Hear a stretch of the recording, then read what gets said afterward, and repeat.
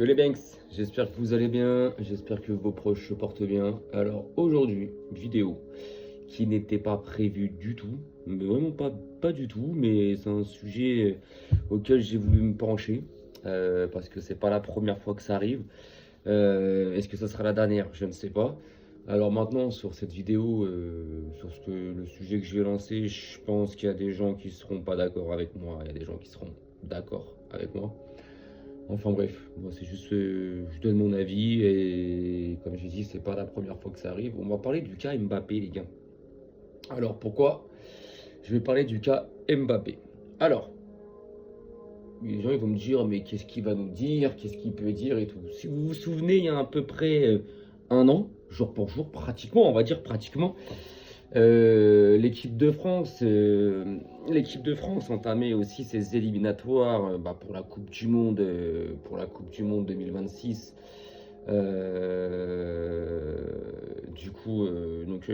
Septembre, octobre, novembre dernier. Et Mbappé, comment on pourrait dire, il avait inventé une espèce de... Alors, inventer, est-ce que c'est le mot? Mais je pense que oui. Il avait dit en gros qu'il était blessé. Alors, il avait joué le premier match. Le premier match avait été joué. Alors, l'équipe de France, je me souviens plus contre qui c'était qu'elle avait joué. Mais elle avait joué ce match-là. Et après ce match-là, il y avait eu une excuse de blessure, douleur à la cheville, incertain et tout. Et en gros, le mec, en fait, on avait appris, suite à ça, qu'il avait fait une escapade en Suède. Et en Suède, il y a eu des histoires bizarres qui sont sorties. Il y a eu des histoires comme quoi qu'il y aurait eu viol, etc., etc., quoi, des choses assez bizarres. Bon, concrètement, j'y crois pas du tout à ça. Je pense que ça, c'est plus les femmes en perdition qui arrivent à choper un footballeur pour une soirée et qui savent qu'ils peuvent peut-être avoir quelque chose ou soutirer quelque chose avec des mensonges comme ça. Mais en tout cas, voilà, moi, il n'avait pas participé à ce deuxième match de l'équipe de France où il avait annoncé qu'il était blessé, qu'il retournait à Madrid faire des examens, alors qu'en fait, il était passé par la Suède. Il n'a même pas été à Madrid, il a d'abord été en Suède, où il a séjourné, où il s'est amusé. Et suite à ça, 4-5 jours après, le mec était titulaire avec le Real de Madrid. Ouais. Et ça avait fait un boucan de malade. Pourquoi je fais cette vidéo-là? Parce que quand c'est Lamine Yamal, et Lamine Yamal, lui, a une vraie blessure, les gens lui tombent dessus alors que le gamin n'a que 18 ans. Alors que quand c'est les grosses stars, quand je dis les grosses stars, je le comprends, je dis pas que Lamine Yamal n'est pas une grosse star. Ça en est une, ça y est. Mais je te parle depuis X années quand tu es une grosse star, parce que Mbappé, ça fait quand même beaucoup plus longtemps que Lamine Yamal qu'il est connu. Mais quand tu es une grande star, comme Mbappé, genre ça en parle pas, on essaye d'ébruiter la chose. Mais quand ça concerne le Barça ou Lamine Yamal, genre ça, tout de suite ça saute et ça attrape le col des gens. Et cette année, si vous avez bien vu, contre l'Azerbaïdjan, Mbappé n'était pas là, déclaré forfait, cause de blessure à la cheville. Quenelle, encore une fois. Quenelle. Le mec, il déclare forfait contre l'Azerbaïdjan, douleur à la cheville, soi-disant qu'il devait rentrer à Madrid, passer des examens, quenelle exceptionnelle. Le mec, il est parti à Dubaï. Faire du paddle. Vas-y, je me promène, je suis en vacances. Et ce week-end, moi je vous le dis, et ça commence à sortir dans les journaux espagnols et plus pro-madridistes, donc AS, Marca, etc., qui sont proches du club du Real, contre Elche, il sera titulaire. Donc 2 années de suite qu'il fait ça à l'équipe de France. Et ce qui est marrant, c'est que ça lui attrape pas le col, je sais pas, pour moi, c'est pas normal.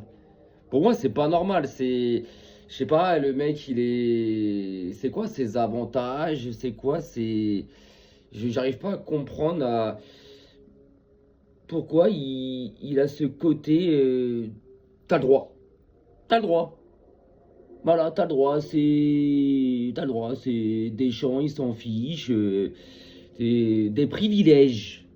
C'est le capitaine de l'équipe de France.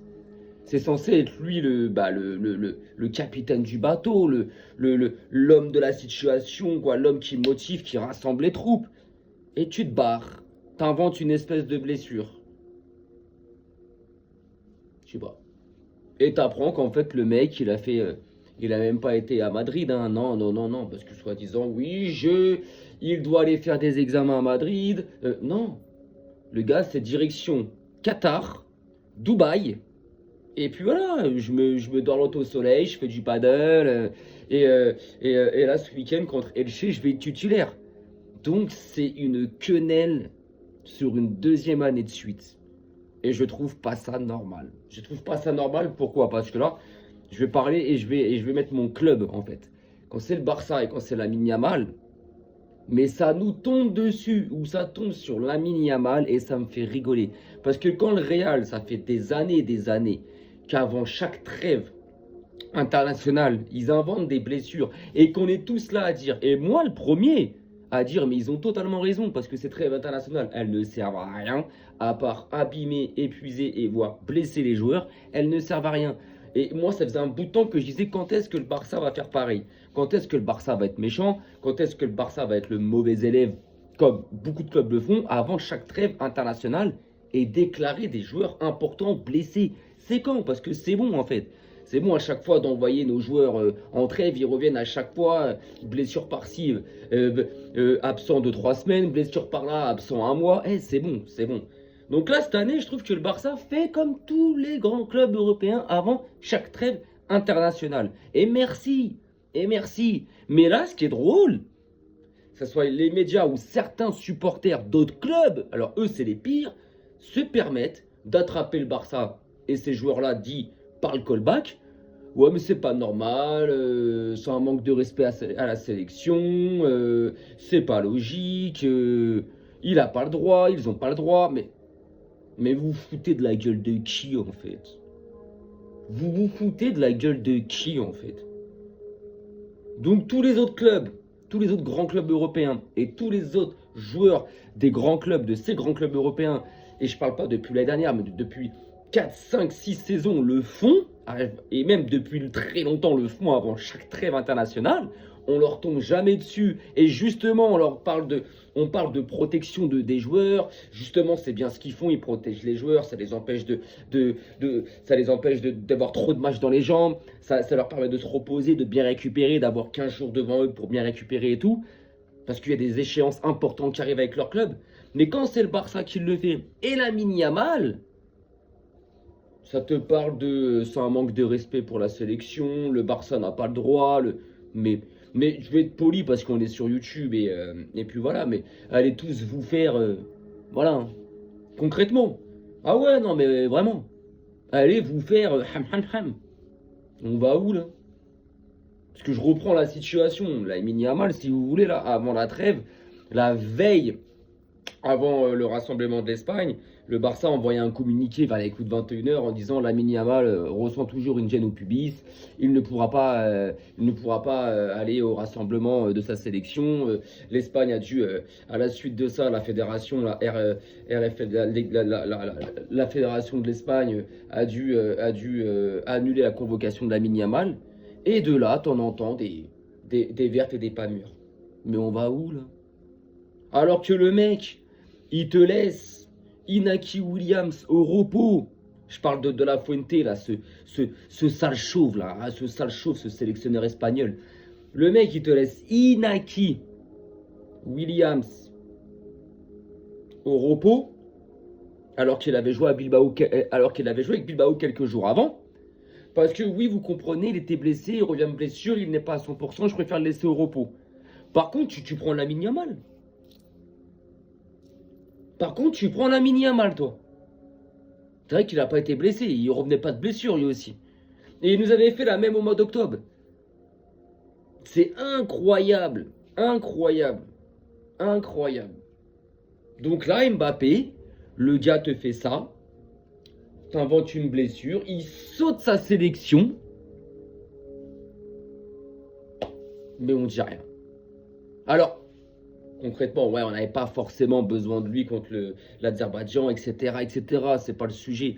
Le sujet est tout autre. C'est pourquoi, quand c'est le Barça, quand c'est Lamine Yamal, ou quand c'est le Barça, ou d'autres joueurs du Barça, ça saute, ça cavale sur le Barça, ou quand c'est sur d'autres sélections. Mais quand c'est Monsieur Mbappé ou quand c'est concerne le Real de Madrid, c'est surprotégé. Ça en parle pas, ça essaye d'étouffer l'affaire. Ah mais les gars, on va où? Le mec, soi-disant, il a une douleur à la cheville, il doit rentrer à Madrid, passer des examens. On te dit sur le premier jour, il est pas sûr de jouer ce week-end. Ah, frérot, pas à moi je le savais, frérot, pas à moi. Et là, en fait, t'apprends que le mec, il est à Dubaï, paddle, ceci, etc. Et qu'en fait, il sera titulaire ce week-end contre Elche. Moi, concrètement, je m'en tape, tu vois. Mais à un moment donné, je sais pas si à un moment donné, c'est pour tout le monde pareil. L'acharnement médiatique que le Barça va prendre et va manger, et Lamine Yamal aussi, mais n'est pas le même que Mbappé ou le Real, comment ils vont être protégés. On va où? On va où, les gars? On va où?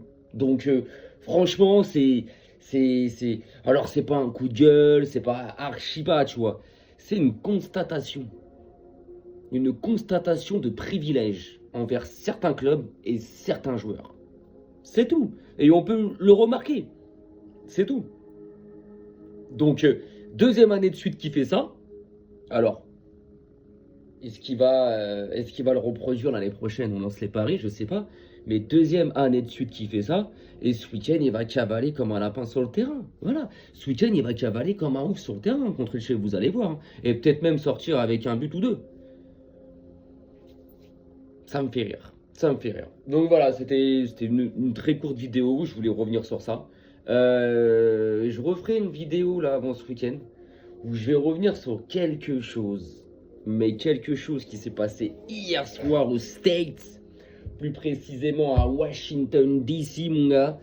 À la Maison Blanche. Parce que là. Mais alors pour moi, c'est. Alors, il y avait monsieur Donald Trump, avec toutes ses proches, ses gouverneurs, son gouvernement, etc., etc. Pas mal d'autres sionistes aussi dans la salle, hein, pour ce dîner. Il y avait monsieur Infantino, président de la FIFA. Et il y avait qui? Il y avait monsieur CR7. Bah alors, Cristiano, tu vas jusqu'à là carrément manger avec ces sales gens là, bref, ça j'en parlerai dans ma vidéo. Tu vas jusqu'à là pour manger une Coupe du Monde, toi.